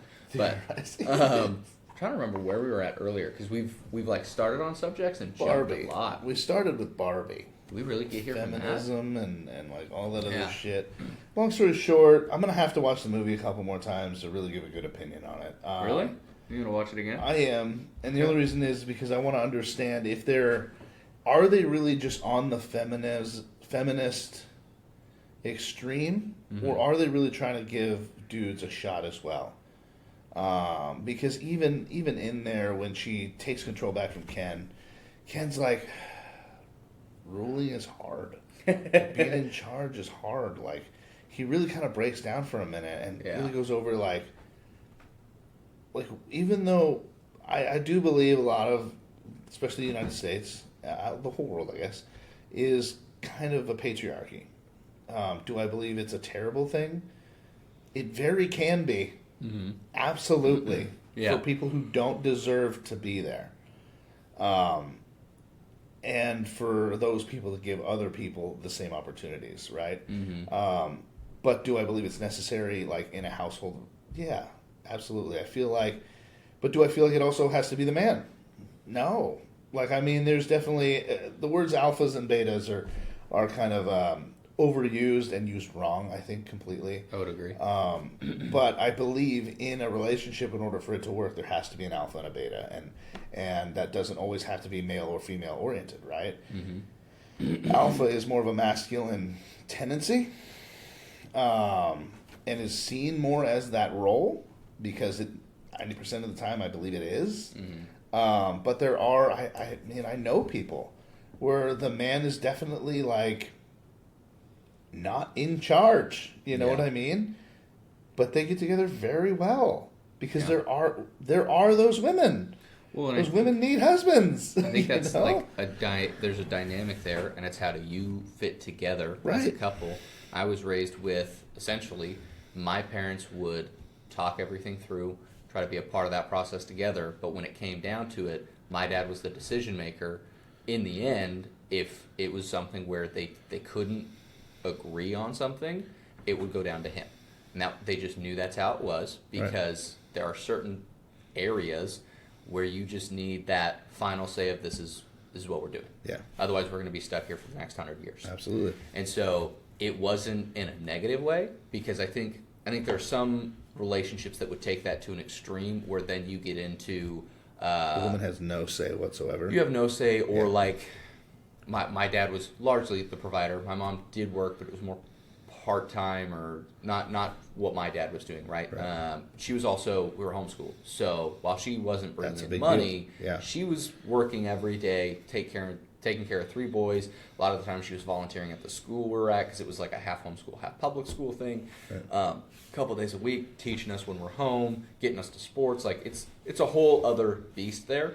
But just because my dad went and worked all day didn't mean he came home and then sat on the couch and didn't help with stuff. Right. He still did laundry. He still helped with dinner some days. A lot of times he's home too late to help with that because he's a truck driver. And dinner is on the table because the family needs to be fed. Exactly. Yeah. But when he's there, when he has a day off, he's going to make us barbecue. He's going to do whatever he can. He takes care of the yard. He does all that stuff. He'll help with the dishes. He'll, whatever needs to be done. But yeah, there's that not equal. I think we've talked about that 50-50, 80-20 thing. But there's a balance there. Right. And I feel like a lot of people go way too heavy one way, where it's you do what I say because I said it. Maybe we'll talk some stuff out, but in the end, it's always what I say, and because I bring in X amount of dollars, you do all the shit at the house. Right. Which, if that works for your relationship, that's your relationship. Well, and there are people who want that. Like, I mean, there are like women who want to be just homemakers. Yeah. They don't want to work. They don't want to do all that shit. Yeah. So they're saying, like, and that also has to be an agreed upon partnership. Yes. Again, partnership is the word here, because if you don't want to work at all and you want me to make all of the money, and I'm okay with that, but I don't want to do fucking laundry and dishes or make food and shit when I get home. Yeah. If you're agreeing to do that shit and cover that end of it, then we're in agreement. This works. I lived with a couple who did that. Right. I'm going to say who they are, but I lived with a couple who did that. It was an interesting dynamic to watch. I think my only negative to that was she had a child while I lived there, and she had a kid. She's tired, so she stopped doing laundry. She stopped helping with dishes. Him and I actually almost got into a fight over spoons because I had all the spoons in my room. The counter and sink is quite literally overflowing. Yeah. I'm not doing your dishes. Right. To do, like, if you're not going to do your shit, then fuck it. We don't have spoons, man. Like, I've lived with enough other people that I'll go buy myself plastic silverware and all that shit. I'll just live off that because I'm in a different section of the house. That's your mess if you want it. All of that shit is yours. I have very little dishes that I'm making. And then the laundry's piling up because she's tired. She doesn't want to do it, but he goes to work every day. Well, it was one of those where it's like, okay, but you're coming home and playing video games. Right. She's tired. She just had a baby. Yes, that's your regular dynamic, but why don't you pick up a little bit of the slack? Why don't you do a little bit of laundry? Do a little bit of dishes. There's also... Like, that was my view of it, because it is a partnership. Well, the world's covered in change, right? It's always changing and evolving, and you need to adapt. And I actually went through that. I was the breadwinner, and my wife is Hispanic, right? She expected to not have to work. I'm busting my ass doing 2 fucking jobs, right, to keep food on the table, to make sure we're paying all our bills, because in this society, 2 jobs need to be for a household. So if I'm going to do both, you're going to take care of the shit at home. Well, I'd come home and be like, fuck, dude, the house is dirty. There's all this shit. Well, you got 2 kids, so what? Fucking put them down. Go do this, go do that, right? And then I lost my job, and she had to get a job, right? So now you're taking care of the kids. Now I'm taking care of the kids. She's coming home and being like, well, why isn't this? And I'm like, you have every right to do that. So, but that's the other difference. I'm more than willing to admit when I'm wrong, and I was fucking wrong. Well, that's the thing is he didn't get on her about it. I will give him that. He was just like, oh, I don't care. He's like, if she doesn't want to do that, that's fine. I'm just going to play my video games. Jesus. And it was a really weird dynamic because I was like, okay. The only time he did get mad at her about it was when we had the issue over the spoons. Because I'm like in the garage, there's the laundry room. He comes out to where the door for the laundry room is, and he is just screaming about these fucking spoons.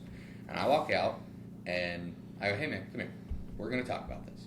And I'm trying to be calm, but it's one of those situations where you are like, because this is a guy who grew up in a pretty rough home. He's a lot more quick to go to violence. Yeah. So physically I'm on like 10. I feel like I am vibrating with just the potential for violence. Yeah. I don't want to go there. So I'm trying to keep it calm, quiet. Hey man, let's talk about this. You don't have spoons.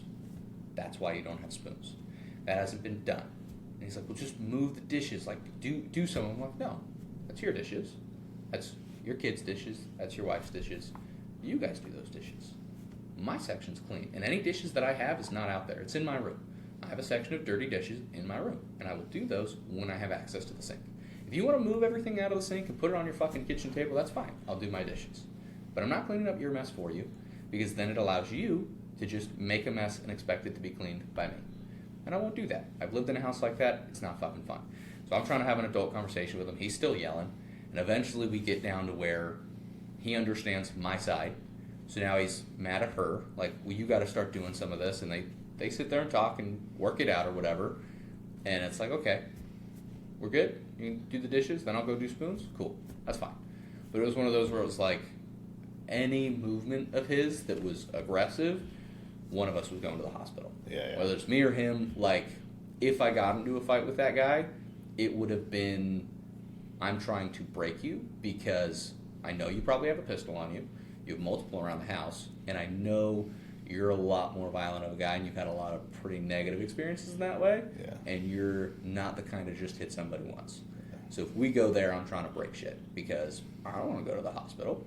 So I'm not going for like, I'm going to hit you in the solar plexus and you're done. I'm going to try to break your fucking hand, your leg, whatever. I don't know if I'm going to succeed, but that's why I was like, I need to be as calm as possible in this situation. Try to show you where we need to go, which was another interesting experience about that. We talked a lot about him not having a positive home life. Yeah. And they started coming to me and asking me questions on things they couldn't decide who was right and who was wrong. They just had a different viewpoint of it.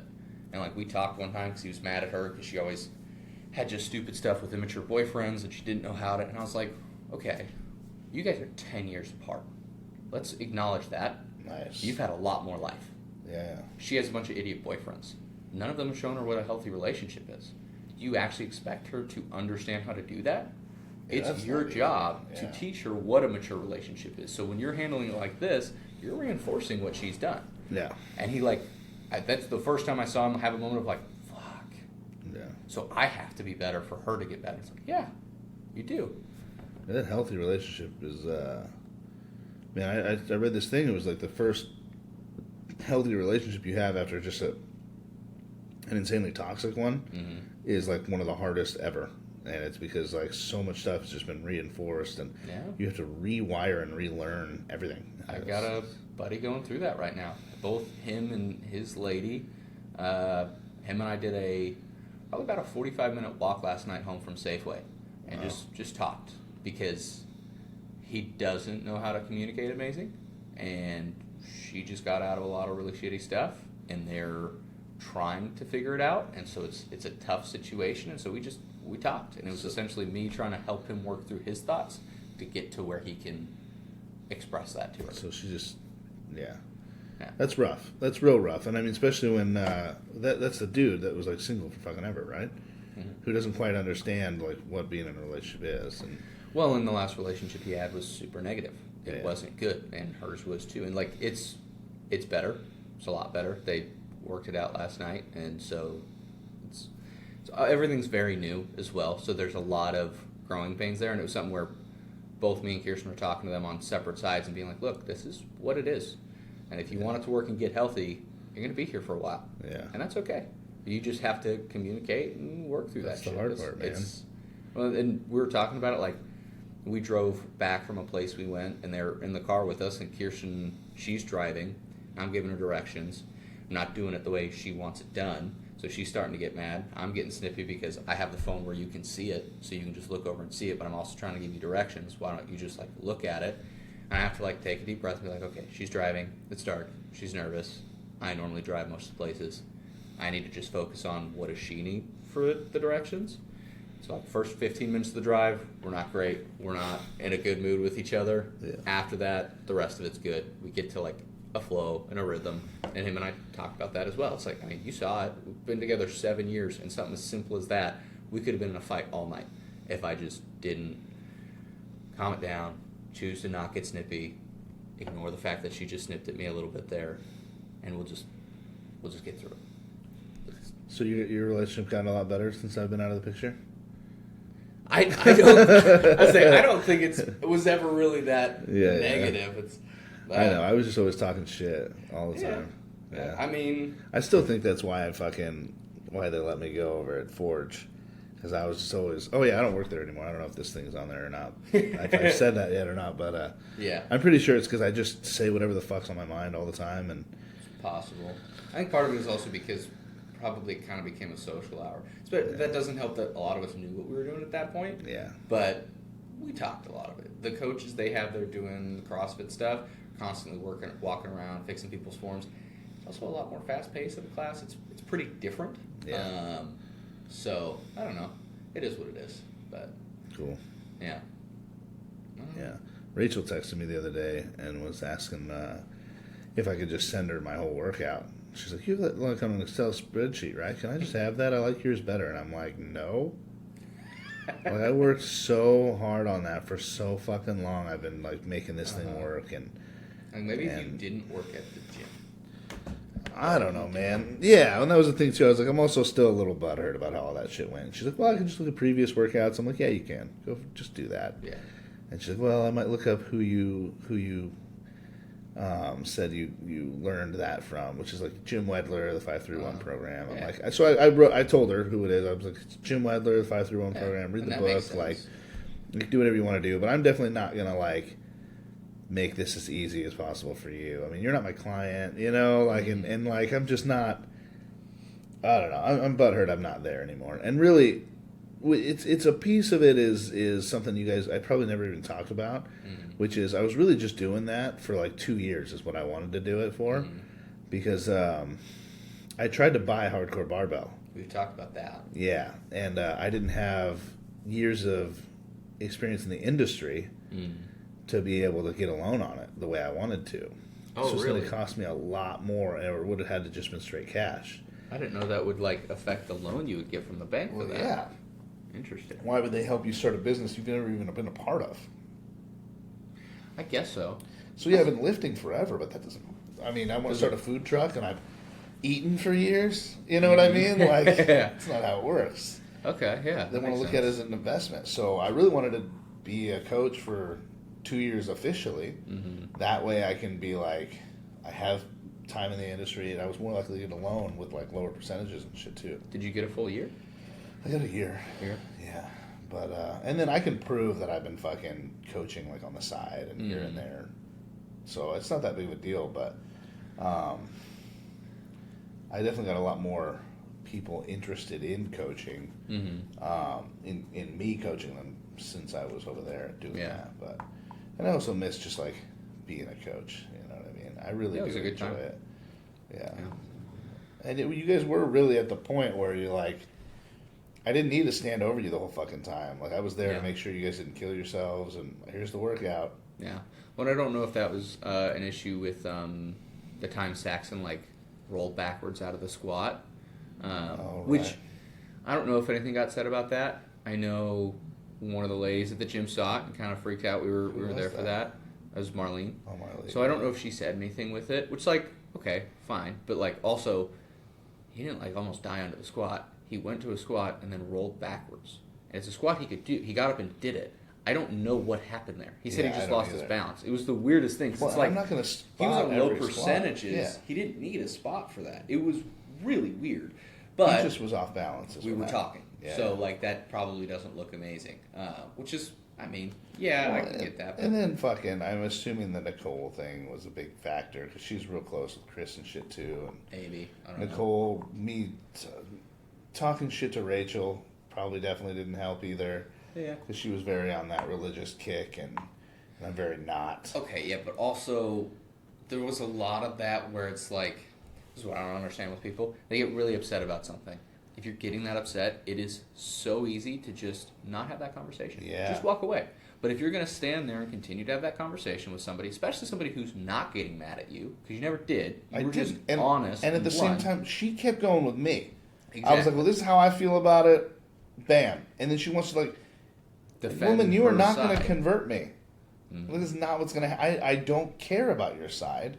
I see your side as completely wrong and irrelevant. Like, and I'm going to explain that to you. If you want to keep going, I'll keep going. Yeah, but, like, you're getting upset here. Yeah, when I think a lot of people don't understand that it's like, just walk away from it. And it's not that, it's interesting because it's not that hard, but it's hard to do. Yeah, when you feel like you need to defend your side of the thing, it's like, okay, yeah, but why? Yeah. He's clearly not changing his mind, and he's not, while he's being honest, he's not really, like, trying to fuck with you. He's being honest. You asked me a question, I gave you the fucking answer I got for it. Yeah. And you don't like it, that is your fucking problem, not mine. And after one or two of those, you think you'd learn, okay, that's a topic I don't talk about with them. Yeah. Like, we got into talking about gun safety laws and gun restrictions while we were at my brother's house, my oldest brother's house. Yeah. And he left the area because he didn't want to be a part of the conversation. He has different views from most of my family. Yeah. I'm talking to my middle brother and my dad, and I kind of felt like I started getting yelled at. When all I was doing, and I'm probably one of the most pro-gun people there, but all I'm doing is saying, okay, well, you want these controls or whatever, or you don't want them. What about this? Not even saying I believe we should do this, but what about this factor of it? Because it was about how long it should take for you to be able to buy a gun. I think we're talking about like New York's standards and like all that stuff. But like, which didn't that just get all reversed and they essentially just said, "Fuck you, that's not constitutional. Yeah. None of that shit works." I don't know to what degree. I haven't researched it. Again, idiots talking. But with that, we were talking about like if you have a stalker, you get so essentially the thought was it takes 7 days for you to buy a firearm because you could. Buy that firearm, go to somebody's house, and shoot them. Crime of passion. We were talking about that. Right. And then I was bringing up the side of, okay, but what about if you have a stalker? Shouldn't you be able to defend yourself? And they just kept going back to that. And I was like, okay, here's the problem, though. If I really want to kill somebody that bad, and you tell me you're going to get your gun in 7 days, and I don't want to wait that long, I'm going to go get a fucking axe, and I'm going to take their head off. Because at this point, I don't really give a shit. I'm going to hit them with the car. Well, you can also buy bullets. You know how easy it is to make a pop shot? You know what I mean? Like literally 22 a straw and a tack at the bottom of it. It's not going to be that accurate, but that is a way to make bullets go off. You fucking pop shot them. You smack them with it. Like, it's fucking stupid. Well, that's the thing. That would be the same thing. A shotgun shell, just pop them with it. You're fucking done. I just put a bullet to your chest. Well, it explodes the same. Up with that if you don't put it. But if you put that in like a proper pipe what are that we can handle the pressure. About?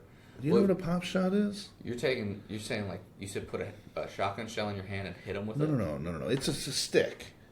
Okay. Right, and at the end way you said it, you didn't mention the stick, and I was if you found a way to set off a shotgun shell while in your hand, you're losing that hand. So, with the stick, I got what you're saying. You get a stick, and it's a one-time thing. You really just walk up to somebody and smack them with it, and the bullet explodes the direction they hit it. That's what I'm saying. If it's a crime of passion, you're going to do it anyways. I would rather have the ability to think somebody might kill me today because they're pissed off. I want to go get a firearm to defend myself. Hopefully take some classes. If you don't know what the fuck you're doing, I think everybody should be doing that. Yeah. And then, or I have a stalker. Their police presence isn't doing a lot about it because how many people can they watch every single day, all times of the day? It's not physically possible. It's not something you should expect. I do feel like defend myself. Just owning a gun. I do have a theory of I do feel like you should at least take even if it's a 2-hour course, 2-hour class, in order to get a gun. And the others, I say that is because like you should at least know how to fucking clean it, put it away. I think firearm safety should be part of education. Whether you ever want to buy one or not, I think our kids should know 100%. The damage they can do. Because, like, I'm pro-gun, but I don't want you ever doing anything dangerous with them. And that comes from some stupid experiences of my own where I've learned, like, that could have went fucking terribly. Yeah. I'm glad this happened where it happened or how it happened. Nobody's perfect. I've had my dumb moments, and that's why I'm very pro-safety and education because I had an education, and that doesn't prevent stupid things from happening.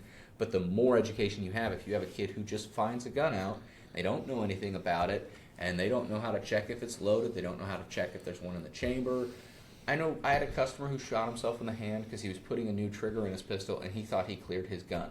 Or actually, he told me, I cleared my gun, and then I went to grab the front of the slide, and it went off. And I don't know why. Well, because you left a fucking a bullet in the chamber, you idiot. Like, that's why. You pulled the magazine out, but you had one in the chamber that doesn't take that bullet out. If you're educated and practiced, you know part of clearing. I'm going to empty the magazine. I'm indexing. I'm going to rack it. I'm going to look in the barrel, in the chamber in there. Pop out. Make sure there's nothing there. Yeah, any bullet should come out, but I'm going to visibly clear that. Even if I clear that pistol and I pass it to you, you should clear that pistol. That's just safety because I might clear it wrong. I've had that happen at a range, which is part of why I haven't gone shooting with this guy in a while. He wants to go shooting, and I do, but I don't know how to go about educating him better because he feels he's experienced, but he's done some unsafe stuff like handing me a fully loaded pistol with one in the chamber, not telling me it's loaded, just passing it to me, and I was like, okay, because I know it's loading. He's like, oh yeah, my bad, I forgot. That's terrifying. Yeah. What the fuck, bro? Like, I could have shot you. I could have shot the dude you're showing something at our car that I don't even fucking know. I could have shot myself. I do agree with education and safety courses. So, okay, so if you're putting it that way, I do think gun safety should be in schools as well. Yeah. And if that was the course, then sure. Yeah. You can own a gun. As long as you like pass that class in school, or at least you've fucking taken it. Or at least if it's there and available. The thing that scares me like a motherfucker is the amount of people who have no fucking idea and just go buy one anyway. It's like, yeah, that's fucking scary. That's why people are dying, Like, I mean, and then you want to blame it on fucking gun owners and shit. Like, these people actually, most of the people who go out and buy a gun know what the fuck they're doing. And the ones who don't usually at least try to educate themselves. Most, yeah. But then you got people fucking dying mostly with ghost guns and shit. Well, that's a whole other thing if you start on. Yeah. So ghost guns, they did a thing with legislature where they took ghost gun and they included firearms that have had their serial numbers scratched or changed or whatever. Really? And like illegal changes to the gun, like a sawed-off shotgun. They included that in ghost guns. What a ghost gun is we'll just use one specific type of firearm, AR-15s. Yeah. At least in Washington, you used to be able to buy this. It's an 80% lower, so most of it is milled out, but you have to remove all the metal from the center section of it. You buy that, it is essentially a paperweight. You have to get a jig to remove all of that, and then you own that firearm. You build it all together yourself. Yeah. Legally, if you sell that, you are supposed to get a serial number put on it, do all the paperwork to transfer a firearm. Because there's no serial number, there's a way to just transfer it, just give it to somebody, essentially. People do that with real guns literally all the fucking time. It doesn't change anything. The difference is now you've taken a thing that was legal, that has no file of when it was made and bought, and it's now illegal to own. So you might grandfather it in that, oh yeah, if you already had one past this point, that's fine. But now I find you have one, I just assume you got it after that point, now you have a felony, because there's no paperwork on it. Well, but how are they going to tell the difference? They can't. Which is why I have an issue with it being illegal in that way, is because there's no way to know. Well, and then there's no way that in court that would pass, right? I don't know. They've done a lot of weird shit with guns that I don't think they should. But that's where, in general, there's two sides of the argument. With our Constitution, our right to firearms should not be infringed.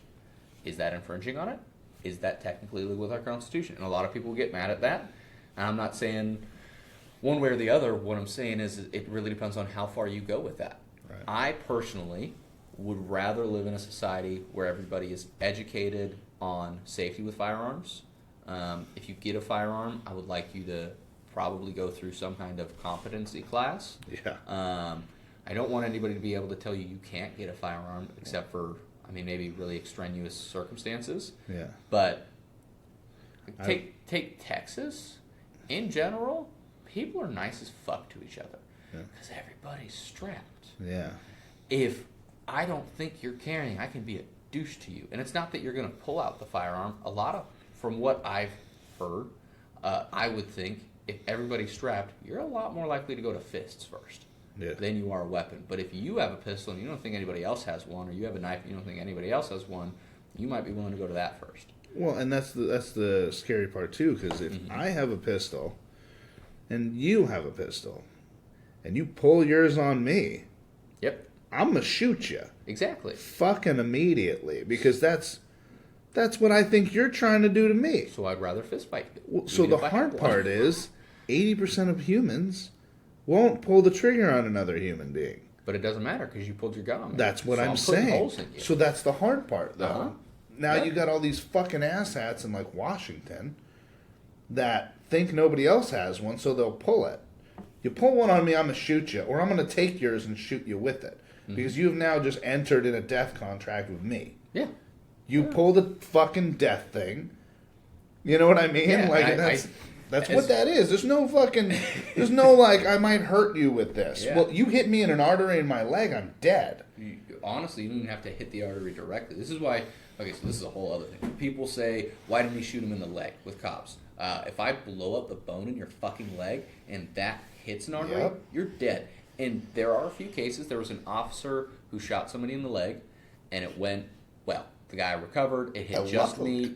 What's in your leg that it's not going to fuck up? He shot another dude in the leg. I don't think that guy died, but he either got suspended without pay or fired. Because they were like, this is not a tactic you can use. We train you in a certain way, and you're not fucking doing it, and that will kill somebody, and that is a liability for us because you're not doing what you're supposed to do. Right. If you think he is a threat that you need to shoot, you shoot him in the fucking chest. Because I had a roommate. I got a shotgun, and I had it loaded in the house, which in all reality now, I don't love a shotgun for a home self-defense weapon. Maybe my backyard, depending on, if I have acreage or whatever, but in my home, too many, like a slug, okay, that's more direct, but also that's going through a lot of shit in terms of walls. Yeah. I don't love that when I got other people in the house I care about. In general, I'd rather not have to shoot you in my house. Just don't make me. I have things for that. But he got a shotgun, because I now had a shotgun, and mine was just loaded, fully double-aught buck. Because if I'm shooting you, I want you to go away. I don't want no problem in my house. Yeah. And then I had slugs in the little shell carrier on the side, in case for some reason I wanted to throw one of those in there. Also, slugs are fun. He did, I think it was birdshot, buckshot, buckshot. Something like that. And I was like, why? He goes, well, in case I want to pepper him. I was like, in what fucking world do you want to pepper somebody with a shotgun? Those still kill people, even if it's birdshot. It's gonna hurt. Why bother? And we talked about it for a while, and then he just, I think, switched it to just buckshot. And I was like, okay, that makes more sense to me. I don't understand what if I'm shooting you, I'm trying to end your life. And I don't want to get to that point. I'm very pro-gun, but I don't want to get to that point. I don't want violence. I don't want to kill a bunch of people. But if you threaten my family or me... Well, and if you enter my home without my permission, that's deuces. what I'm going to see that as. Yeah, deuces. You were trying to hurt me or my family. I don't need to know your intention. I'm going to assume you're it's not way the supposed fuck to up be in here. This is my house, my kids. Yeah. You're going to die. Those videos of people... you've seen the podcast where it's like a couple guys talking to a bunch of OnlyFans girls, and they're asking these questions, and they're just making people look stupid. Yeah. I don't love the concept of that. It does come out with some really funny clips. It's funny, but at the same time, I feel like you're also inviting fucking idiots on your show to make yourself look smart. You're not bringing in intelligent people that will have... Not that they're not intelligent ever, but It's not their topic. It's not what they know about, and... You could bring better people on for that conversation, have a real productive conversation. It's basically what it is. But you hear some of the girls say, I wouldn't want to date a man who had a gun. I don't want him to feel like he needs that. It's like, okay, well, somebody comes into the house. What do you want to do? Well, maybe turn the car alarm on and call the police. And they're like, what the fuck? What kind of a defense is that? So you want to fight? You want this dude to fight is what you want. You want him to die. There was one of those too. They're like, what if 6 intruders come into your house or 4 intruders come into your house? Do you want them to have a firearm or fight them fists? And they're like, fists. And the dudes were just like, are you fucking kidding me? You want your guy to fight 4 dudes, armed or unarmed, doesn't really matter, 4 people with their fists and feet? Yeah, forget that. Say they're all unarmed. Yeah, that's it not doesn't going matter. well. It doesn't matter Yeah, unless they are woefully inexperienced and probably a lot smaller than you, and you are extremely experienced and fucking jacked. Even then, it's not and great. limber and ready. And what are you gonna do? Yeah, you want me to go up and just beat the shit out of this guy? I gotta stretch. I'm 30. This is not. I'm gonna hurt me hurting them. Yeah. Even if I just straight beat the shit out of this dude. My whole hand's going to be swollen. My shoulder's going to hurt. I probably threw my back out throwing him on the ground. And that's one dude. That's one fucking guy. Not now you want me to fight in 4? Your house, probably in a dark house that broke in there with whatever intent they have. Someone's got a gun. You tell me 4 dudes break into my fucking house. One of them isn't strapped up. At least not a knife. Something. Or a stick or a pipe or something, man. So, not that guns are the end-all be-all, but I do think...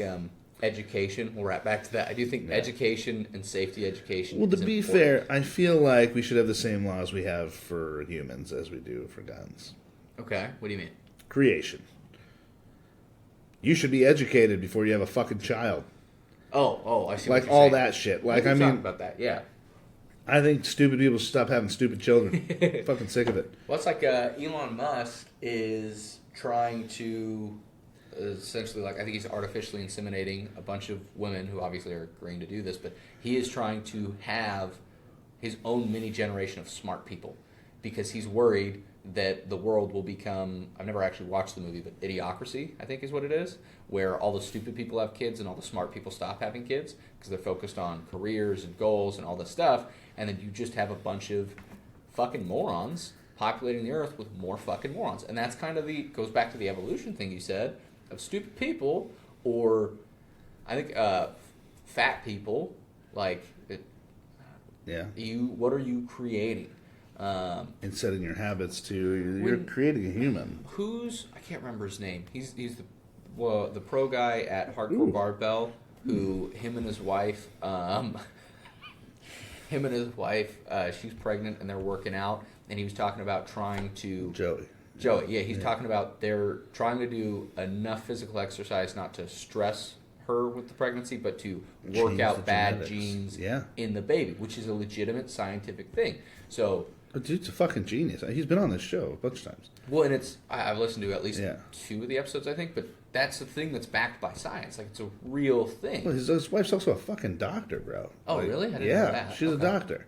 She knows what the fuck she's doing. That's cool. You know, and it's definitely fucking strange to walk in and see this woman like 8-9 months pregnant, fucking busting ass. She is, yeah. She worked hard. She was killing it, bro. And I'm like, fuck. Like, are you sure that's not stress on the baby? I'm not even gonna ask that question. You know what you're doing more than I do. You're a doctor, and Joey's fucking him. Joey, right? Like, I got no questions at all for that. Also makes me want to work harder. Like, fuck. Yeah. I'm getting shown up right now. I might be lifting more, but that doesn't mean shit. You have a child in you. You have a child in you. You're living 2 lives right now, and you're working out with one of them. Like, Jesus. Yeah.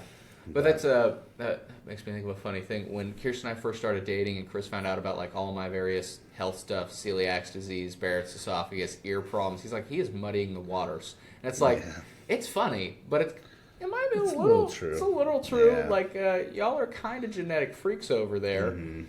And I can see why you want some of that. And, you know, like, I mean, just evolutionarily talking, I mean... Yeah.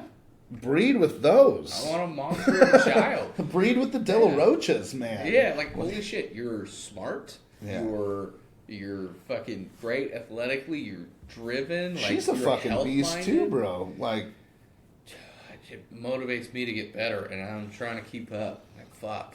Yeah, I don't know. It'd be hard to be fucking in a relationship with someone who's like genetically disposed like that. I mean, her dad's a fucking monster. Not even that, but like, she's the oldest kid, too. So a lot of pressure there, which we've talked about. I'm the youngest, and not that that's an interesting thing too. We've talked about this in terms of a lot of oldest siblings think the youngest siblings don't have any pressure, and it's like it depends on your household. Too, it depends on your household, but it's a different kind of pressure. And so, like, this is the whole thing with I would have appreciated her having moved out before, because just to preface that, she was working 2 to 3 jobs while going to college and doing a sport most of high school, and then outside of it. Sometimes it would be one job if it was college, sport, and work. But she's been killing it for years, always doing something. Now she's finally hitting like a career job she's worked really hard to get to. So just because she hasn't moved out of her house, don't think she's being lazy or anything. So now you're going to put a baby in her and ruin all that. Yeah, I'm going to fuck all that up. Goal is to have like a double wide on 800 square feet of land and just pop a couple babies out. I'm trying to muddy those waters as much as I can. Oh, man. No. Working to buy a house, I would like some property, be able to help support a family we want to make. That's why we haven't started all of that already. Well, I'm just hoping her genetics outweigh your shitty ones. at least on the shitty part. They gotta be stronger, right? Like, I mean, they know her genetics know jujitsu, so they should just stranglehold all the shitty ones of mine. Right. But that's where also I should probably get into better shape before doing that, and continue to work to be more athletically inclined on my side of things. Well, you want your sperm to be stronger, right? Yeah. I want that shit's lifting stuff. You know her ovaries are in there with battle suits on right now. Just like, you ain't getting in here unless you're a motherfucker. Yeah, that's you know, like, we only want beast in this bitch. And yours are over there like, Is that a dairy ovary? You have wheat in you. I can't touch you. Oh, no. No, but like, yeah. So she. I think there's a lot of growth when moving out, but also her being the oldest, her parents still rely on her a lot in ways that I saw with my family. I knew once I'm 18, if I'm not going to college, I need to move out in 6 months. Mm-hmm. That was what my dad wanted for us. If I'm working, it's a little bit different, but I'm going to start paying rent. If I'm going to college, that's fine. You can stay here if that makes it easier. Probably should still get a job during it. I moved out 2 weeks before I graduated because my dad had a job opportunity they'd have to move for. I just moved out. I'm ready. I wanted to go anyways. Love my parents, but I was ready to move out. I've been raised to be independent. But the whole time my brothers had left, I didn't stay with the chores I had. I picked up all the chores they left. So by the time I was the last kid there, every week I was doing the stairs, the hallway, all 3 bedrooms upstairs, the laundry room, and the bathroom. Still had yard chores, still had dishes. Like, it didn't slow down. It just became more. Well, like it didn't though, right? There's not 2 other boys in the house. Yeah. So the cleaning probably wasn't as intense. That's fair. Yeah. Yeah. That's fair. But it was still taking care of that. So it was pulling your weight. It didn't get any easier, and it wasn't like less. With Kirsten, she still pulls a lot of that weight, which is fine, but that's where the whole oldest and youngest sibling thing is different. I'm trying to remember where I was going with that. We've taken a lot of tours with battling ovaries. This is why I wish I could animate, man. I think that would be fucking... It would make for a really weird animation, but it'd be fucking hilarious to just have like a lot of really shitty sperm trying to get to the ovaries, and the ovaries are like ready to fight. And you They're just like have battle orcs versus like little dwarves. Yeah, you just have like one monster fucking sperm just going through and killing all the ones he's passing, and then he like trips, falls, and hits a rock. He dies. He dies, and then just. But he cleared enough of a path to where a shitty one gets in. Yeah, a shitty one just gets in, and then the baby comes out, and it's just like, oh, just really dumb. Anyways, I probably shouldn't be allowed to animate, but it would make me really happy. Was that you?